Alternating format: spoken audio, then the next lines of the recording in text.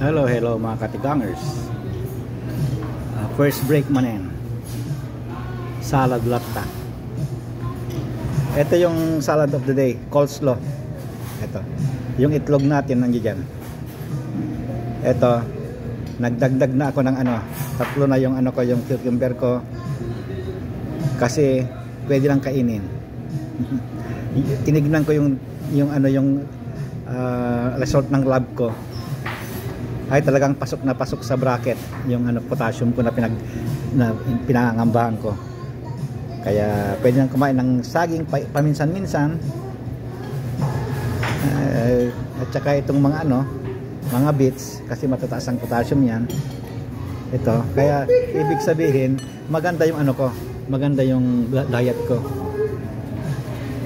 Ang medyo mataas lang ngayon kasi yan talagang yan karamihan yung sugar ko, kasi ang sugar ko sana ang bracket ay kailangan between ng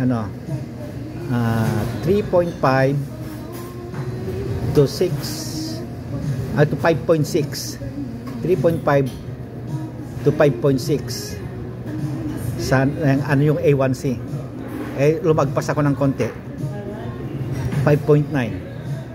Pero hindi pa siguro alarming yon, kasi pag alarming na tatawag na yung doktor mo.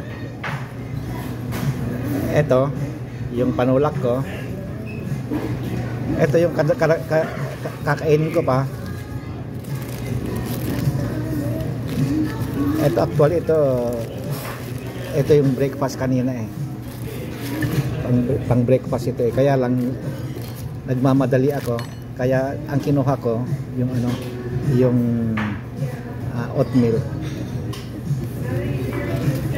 Ito yung ito sana kaya lang kakainin ko na ngayon. Ayan. Scramble egg, tapos cheese, dalawang scramble eggs, cheese, at saka yung itong biscuit niya. Ayan. Yan ang kakainin ko rin yan. At saka ito. Ngayon pwede na tayong kumain ng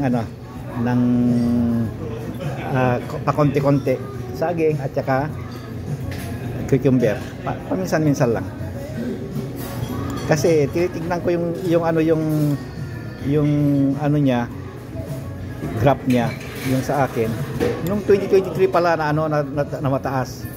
Nung 2023 January, February. Tapos nung na ako, puro pasok na sa bracket yung yung potassium ko.